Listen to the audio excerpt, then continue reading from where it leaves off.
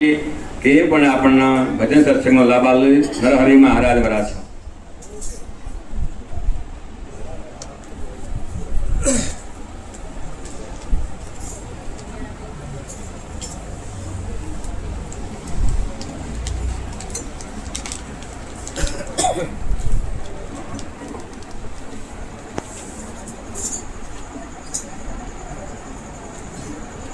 સદગુરુ મહારાજની જય, સદગુરુ નિરાંત મહારાજની જય, સદગુરુ ગજાનંદજી મહારાજની જય, સદગુરુ અંબારામજી મહારાજની જય, સદગુરુ પરતિરામજી મહારાજની જય, કૃષ્ણ કનૈયા લાલની સનાતન ધર્મની જગ્યા ભૌમની પધારેલા હરિગુરુ સંતની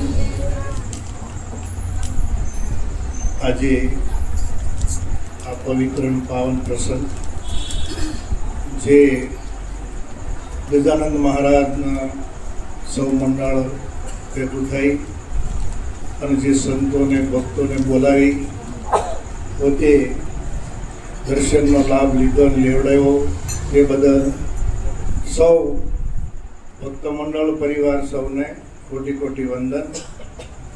વ્યાસપીઠ ઉપર બિરાજમાન જેમની સત્ર છાયામાં આપણે ગુરુમુખવાણીનો લાભ લઈ રહ્યા છીએ એવા બ્રહ્મનિષ્ઠ બ્રહ્મક્ષત્રિય એવા પરમ પૂજ્ય સદગુરુ શ્રી પરથીરામજી મહારાજ, ગુરજીરામજી મહારાજ, અમારા સમુભા મહારાજ, અમારા બાબુરામજી મહારાજ, અમારે નંદીરામજી મહારાજ, સૌ મહાપુરુષો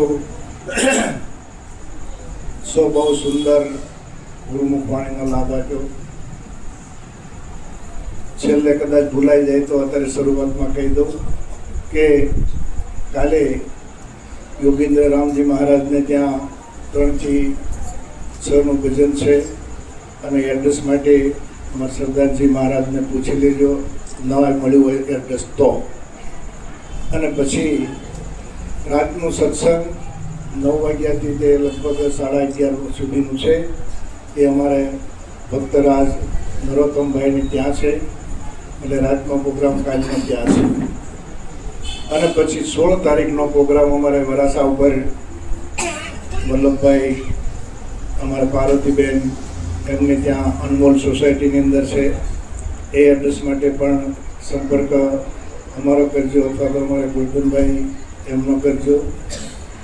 તો આ સરનામે જે ભક્તોને અનુકૂળતા હોય એ પ્રમાણે આપણે ગુરુમુખવાણીનો લાભ લેશું. કારણ આ મનુષ્ય શરીર મને તમને પ્રાપ્ત થયું છે એ પૂર્વજન્મના યોગથી થયું છે એટલે એ ભૂલવા જેવું નથી. પણ સાથે સાથે આપણે ગ્રસ્તાશ્રમમાં છીએ, ધંધાની પણ જવાબદારી છે, આપણે વ્યવહાર સત્તા પણ સંભાળવાની છે, પણ સાથે સાથે આ પરમાર્થનું કાર્ય પણ આપણે કરતું રહેવાનું છે. અને જ્ઞાન માર્ગ છે એ ઉત્તમ છે, શ્રેષ્ઠ છે. એટલે ભગવાન શ્રી કૃષ્ણ ગીતાજીની અંદર કહે છે કે હે અર્જુન, જ્ઞાની તો મારો આત્મા છે. અને જ્ઞાન છે એ ઉત્તમ છે તેને લોકની અંદર. તો એ ઉત્તમ જ્ઞાન પ્રાપ્ત કરવા માટે કોઈ જીવન મુક્ત પુરુષનો સંગ તમારે કરવો જોઈએ. એટલે પરમાત્મા કૃષ્ણ કહે છે કે જ્ઞાની મારો આત્મા છે. પણ પછી પરમાત્માએ વિચાર કર્યો કે આ ઉપમા થોડી ઓછી પડે છે એટલે કહ્યું કે અર્જુનજીને કે જ્ઞાની છે એ જ હું છું અને હું છું એ જ જ્ઞાની છે. જ્ઞાની મારાથી જુદા નથી. પણ આ કેવળ વાતોથી થાય એવું નથી, એને વર્તનમાં લેવું પડશે મારે ને તમારે બધા. અને વર્તનમાં લેશું તો જ પ્રગટ પરમાત્માના દર્શન થશે. નહીતર ભૂતકાળમાં જતા રહીશું અને કા ભવિષ્યમાં જતા રહીશું. પણ વર્તમાનની અંદર હાલ પ્રગટ જે પુરુષો મહાપુરુષો છે એનું દર્શન મને તમને નહીં થાય. એટલે એના માટે શું કહે છે? સમાગમ સંતનો સુખકારી રે, લોને રામ નામ હૃદય ધારી. સમાગમ સંતનો સુખકારી રે, ગુરુવારે ગુરુ ઘેર જઈએ રે, ગુરુ રાખે ત્યાં બેસી રહીએ રે, હરિ ભજી હરિજન થઈએ. સમાગમ સંતનો સુખકારી રે. એ સુખ જોતું હોય તો આ ભૌતિક પદાર્થોની સાથે મહેનત કરવી પડશે, પુરુષાર્થ કરવો પડશે, તો આ જગતના પદાર્થો છે એની પ્રાપ્તિ થશે. પણ જો શાંતિ જોતી હોય તો સંત સમાગમ કરવો પડશે.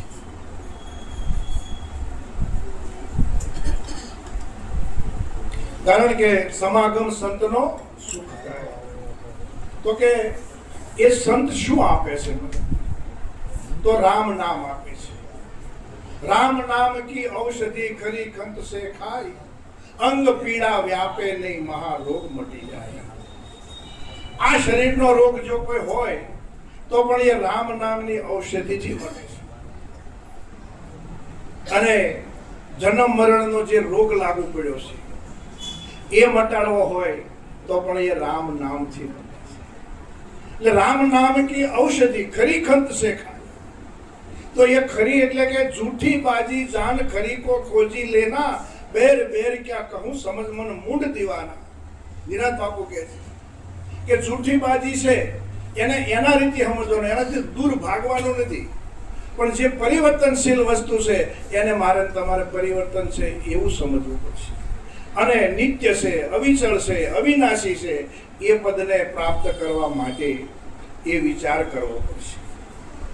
પણ આટલો વિચાર કરી અને કેવળ જે કાંઈ જવાબદારી મારી તમારી છે એ જવાબદારી મારે તમારે સંપૂર્ણ નિભાવવાની છે. પ્લાયનવાદી થવાનું નથી. એટલે કીધું કે લ્યોને રામ નામ હૃદય ધારી, સમાગમ સંતનો સુખકારી. જીભ ઉપર વેખરી વાચાઈ જો આવશે રામ નામ તો એ વિસરાય પણ જશે. પણ જો હૃદય રાખ્યું છે તો એ વિસરાશે નહીં. આઠે પોર ઓળંબા મારા ઉરમાં, બીજી વાલી ન લાગે વાત, મને વાલો વિચાર્યાનો વિસરે. એ રામ નામ છે. અને એ રામ નામનો મહિમા મારે તમારે સમજવો હોય તો આવા કોઈ જીવન મુક્ત પુરુષ જ્ઞાની હોય એને શરણે મારે તમારે જવું પડશે અને એ રામ નામને સમજવું પડશે. અને એ રામ નામને સમજવા માટે રામચંદ્રજી ભગવાન વશિષ્ઠ મહારાજ પાસે ગયા. વશિષ્ઠ મહારાજને કીધું કે હે પ્રભુ, હે ગુરુ મહારાજ, જ્યારે જો રાજા હોય, રંક હોય, કોઈ પણ હોય, પણ જો એનામાં વિવેક બુદ્ધિ આવી ગઈ તો જ્યારે પણ આ મન દુઃખી થાય છે ત્યારે ક્યાં જાય છે? સદગુરુની પાસે જાય છે, જીવન મુક્ત પુરુષને પાસે જાય છે. અને ત્યાં જઈ અને એને જે મનની મૂંઝવણ છે એને રજૂ કરે છે. રાજા દશરથને ત્યારે એવું મનની અંદર થયું કે હવે મારા પછી આ રાજનો રખવાળો કોણ? એ ચિંતા સતાવતી હતી. એટલે ક્યાં ગયા? સદગુરુ પાસે ગયા. અને સદગુરુને જ્યારે એને જે વ્યથા હતી એ રજૂ કરી એટલે મહારાજે તરત માર્ગદર્શન બતાવ્યું કે પુત્ર કામિષ્ટ યજ્ઞ કરાવો. પણ આ તો જ્ઞાન ભૂમિકા છે મારી, એટલે કે તમારે બીજા ઋષિ પાસે જવું પડશે. એની પાસે તમે જઈ, એકલ શૃંગી ઋષિ કે એવું કઈ નામ છે, મને બહુ આખો યાદ નથી નામનું, પણ એ મહાપુરુષ પાસે જાઓ અને એ યજ્ઞ કરાવો તો તમને પુત્રની પ્રાપ્તિ થશે. એવી રીતના જ્યારે રામને સમસ્યા થઈ ત્યારે રામચંદ્રજી પરમાત્મા પણ વશિષ્ઠ મહારાજ પાસે ગયા. વશિષ્ઠ મહારાજને કીધું કે હે ગુરુદેવ, મારે આ રાજ સત્તા ભોગવવી, મારે જંગલમાં જવું છે, તો તે શું કરો? ગુરુ મહારાજે કીધું. ત્યારે કીધું કે પ્રભુ, મારે મારું કલ્યાણ કરવું છે. ત્યારે વશિષ્ઠ મહારાજે કીધું કે હે રામ, શું કેવલ આ બધાનો ત્યાગ કરવાથી પરમાત્માની પ્રાપ્તિ થાય છે? દેહથી હો, મનથી તો કરવાનો જ છે, પણ શરીરથી ત્યાગ કરવાની જરૂર નથી. રામાનંદાચાર્યને જ્યારે સત્સંગ ચાલતો હતો વૈરાગ ઉપર, ત્યારે એક સાધકે, એક જિજ્ઞાસુએ એક પ્રશ્ન કર્યો કે પ્રભુ, શું આ સંસારનો ત્યાગ કર્યા સિવાય, માતા પિતા કુટુંબ સગા વાલા ધન સંપત્તિ બધાનો ત્યાગ કર્યા વગર શું પરમાત્માની પ્રાપ્તિ ન થાય? ત્યારે રામાનંદાચાર્યએ કીધું કે હે વત્સ, શરીરથી કોઈને છોડવાની જરૂર નથી. જે ભ્રાંતિ પડી છે એ મનમાં પડી છે, એ સૂક્ષ્મ શરીરની અંદર પડી છે, અને એ ભ્રાંતિ જ્યાં પડી છે ત્યાંથી એને કાઢવી પડશે. એટલે જ્ઞાના અગ્નિ સર્વકર્મ ભસ્માણી, એટલે કે જ્ઞાન રૂપી અગ્નિ એક એવો છે કે આ જીવના, આ જન્મ અને પૂર્વ જન્મના સર્વ કર્મો બાળીને ભસ્મભૂત કરી દે છે. પણ ભોગવે આ કર્મમાંથી કોઈ દિવસ આ જીવાત્મા છૂટી શકે એવું નથી. આપણું શાસ્ત્ર કે આપણા ઋષિમુનિઓ કહે છે, અને હાલ વર્તમાનના મહાપુરુષો પણ આવું જ મને તમને સમજાવે. પણ આ વાત સમજવા માટે મારે તમારે સદગુરુને શરણે જવું પડશે. એટલે રામને પછી કીધું વશિષ્ઠ મહારાજે કે હે રામ, તમે એવું માનો છો કે મારો સૂર્યવંશ કુળમાં જન્મ થયો છે અને હું રાજા દશરથનો પુત્ર છું, હું ક્ષત્રિય છું. આ જે છે એ તમને ભ્રાંતિ છે. પણ જે રામને તમે કહો છો, જે રામને પ્રાપ્ત કરવા માટે તમે જે આ વૈરાગ અને જે પ્રશ્ન કર્યો છે, એ રામ તો વ્યાપક છે. એ રામ વગરની કોઈ જગ્યા ખાલી. અને એ રામ નામનું, એ રામનું નામ જ્યારે રામને સદગુરુ શ્રી વશિષ્ઠ મહારાજે સમજાવ્યું હતું, એમ મને તમને પણ સદગુરુએ આ મારું તમારું નામ છે એ સદગુરુએ મને તમને સમજાવ્યું છે. પણ રામની જોડી જો મારું તમારું લક્ષ્ય ત્યાં બંધાઈ જાય તો પછી ધન્યવાદ છે.